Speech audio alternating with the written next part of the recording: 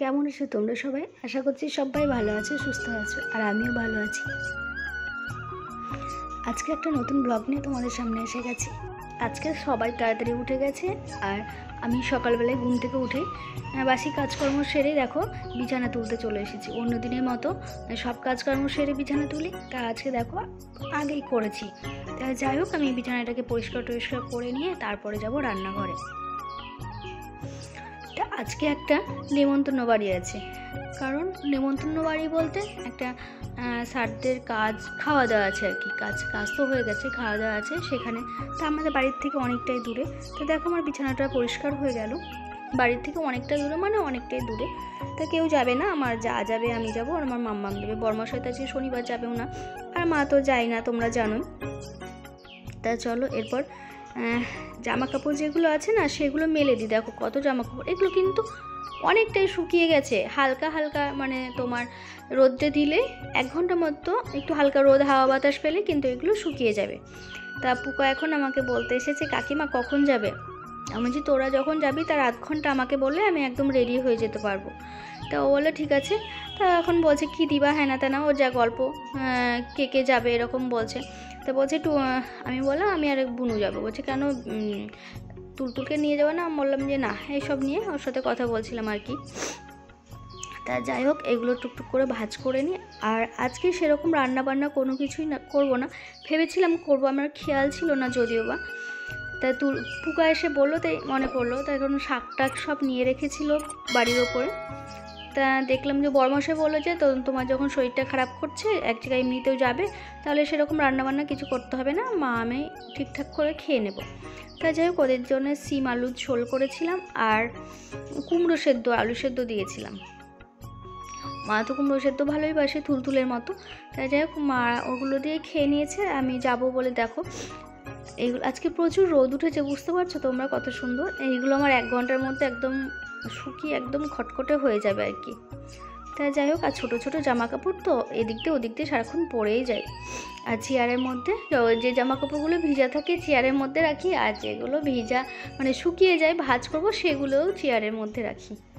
তাই যে দেখো, আমি তারপরে কোনো ভ্লগ করতে পারিনি সন্ধ্যের সময়।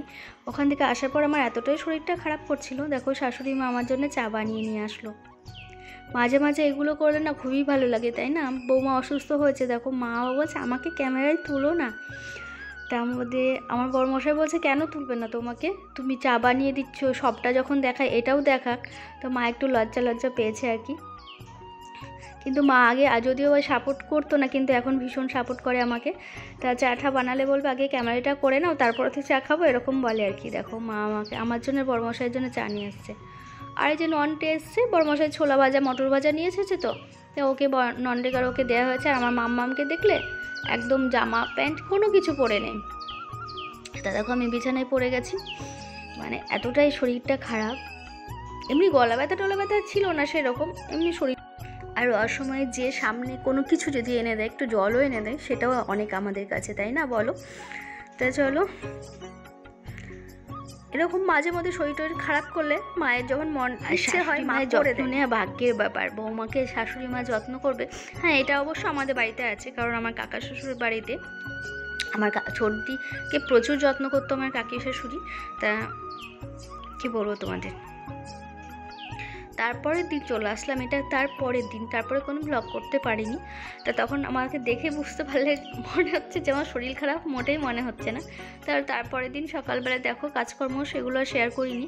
তাই যে চলে আসলাম, দেখো বরমশাই বললো চালের গুঁড়ি যে এগুলো গোলাগুলো হয় না, বলছে ওগুলো গোলা রুটি করবে আর খাবে আর কি। তা দেখো আমি এইভাবে করলাম, একদম পাতলা করে গুলে নিয়েছি, হাত লাগাতে হলো না। তা যাই হোক, দেখলাম আমার শাশুড়ি মা আমাকে ভালোবাসে, কত যত্ন করে, সবাইকেই করে, প্রত্যেকটা আমাদের 3 যা আছে, 3 যাকেই করে ভালোবাসে, খুব ভালো মানুষ, সাদা সিধা, একদম সাদা সিধা, যে মানুষগুলো বোঝে না সাদা সিধা সেরকম মানুষ। তা চলো,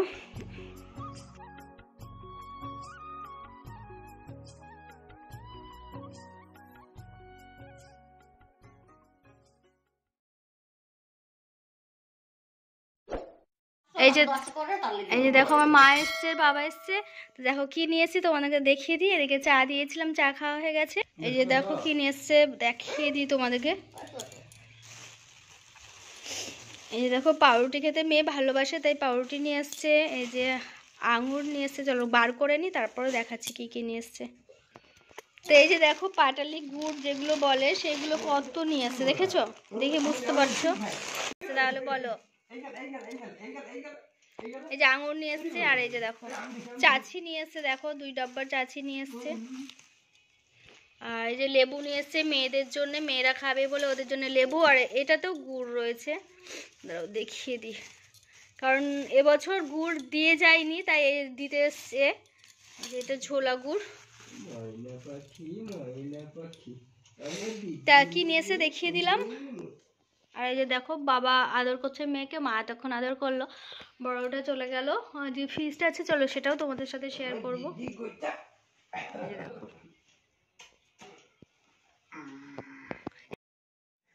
গুড ইভিনিং, শুভ সন্ধ্যা বন্ধুরা। হ্যাঁ নিচ্ছি বাবা। দেখেছো ট্রেনে কোথায় যাবো আমি বলো? ও এখন বলছে মা চ ট্রেনে চ। এখন আমি ট্রেনে কোথায় যাব? তা কেমন আছো সবাই তোমরা? আশা করছি সবাই ভালো আছো। আর গতকালের ব্লগটা আমি এন্ড করতে পারিনি, তাই আজকের মাঝে কিছু দিয়ে সেটা ধরো না, ওকে থাকছে না। ওই এইটা একটু নাও না, ওকে থাকছে না। যাও ক্রিম মাখো। তাই আজকের ব্লগটা শুধু জয়েন করতে হচ্ছে। আর এখন আমি একটু শাড়ি পরলাম। এই যে দেখো শাড়িটা পরেছি, তার কারণ হচ্ছে আমাদের এখানে ফিস্ট হচ্ছে, মানে ফিস্ট করছে আর কি। তা আমার যাওয়ার কথা ছিল অনেক আগে, কিন্তু হঠাৎই মা বাবা এসেছে। তা তোমাদের তো দেখালাম মা বাবা এসেছিল, মা বাবাকে তো রেখে তো যাওয়া যায় না। সরি। তা মা বাবাকে তো রেখে যাওয়া যায় না। তা মা বাবা আসলো, দিয়ে মা বাবা চলে গেল। আমি বললাম চলো তাহলে ফিস্ট যখন ও করছে তাহলে ওখানে তোমাদেরও একসাথে করবো। আমাদের বাবা বললো না না আমি রাত্রিবেলায় থাকবো না, মাও বললো রাত্রিবেলায় থাকবো না, মা বাবা কেউ রাত্রিবেলায় থাকবে না। তাই বাবা হাঁপিয়ে যাচ্ছি কথা বলতে বলতে, দেখেছো? তাই মা বাবা এখন চলে গেল, আর এখন আমি যাব। যাই বরমশাই গিয়ে দেখে আসলো নাকি রান্না বান্না সবটাই হয়ে গেছে। আর ওরা বলেছিল আমাকে রান্নাটা করতে, তাই রান্নাটা হলো না। তো চলো কি কি রান্না হয়েছে, কি করেছে সেটা অবশ্যই দেখাবো। আর আমাদের লেট হবে বলে আমাদের জন্য চপ না বেগুনি আর মুড়ি পাঠিয়ে দিয়েছিল। সেটা আমি খাইনি, ভালো মানে গলা ব্যথা করছে তো চিবোতে পারছি না, মানে গিলতে পারছি না আর কি। তাই চলো এখনকার মতো টাটা, ওখানে গিয়ে যতটা পারবো তোমাদের দেখাবো। আর এই যে দেখো আমি চলে এসেছি, আর এদিকে তুল একটু নাচ টাচ করছিল। আর কি বলো তো, কাউকে আমি ক্যামেরার মধ্যে নিয়ে আসিনি, তার কারণ হচ্ছে অনেকে পছন্দ করে না, সেজন্য নিয়ে আসিনি, যদিও একটুখানি নিয়েছি। আর এদিকে তুল যেটা নাচ করছে সেটাই তো আমি তোমাদের দেখিয়ে দিলাম। আর আমরা ওখানে 35 থেকে 40 জন ফিস্ট করছিলাম আর কি। তো এই দেখো তাও এক ঝলক দেখিয়ে দিলাম, কারণ কেউ মানে যারা পছন্দ করে না তাদেরকে না দেখানোই ভালো। আর এই যে দেখো ধুপধাপ করে পড়ে যাচ্ছে, তবুও না কারো কোলে আসছে না কিছু। আর ওদিকে বাবাকে বললাম একটু ক্যামেরা করে দিস তো, ও তা দেখো যেভাবে পেরেছে সেভাবে করেছে। তোমরা একটু দেখে নিও। তাহলে সবাই চলো ভালো থেকো, সুস্থ থেকো, সাবধানে থেকো, আর এভাবেই আমার পাশে থেকো। আমার এই ব্লগটা যদি তোমাদের ভালো লেগে থাকে অবশ্যই লাইক কমেন্ট করে দিও। নতুন বন্ধু এসে থাকলে থেকে যেও। আর যারা এখনও পর্যন্ত আমার এই ব্লগটা দেখছো তাদেরকে অনেক অনেক ধন্যবাদ। এভাবেই পাশে থেকো। আর তাহলে আগামী দিন একটা নতুন ব্লগ নিয়ে আসবো, আশা করছি এর চেয়ে ভালো একটা ব্লগ নিয়ে আসবো। কারণ সবাইকে এখন টাটা।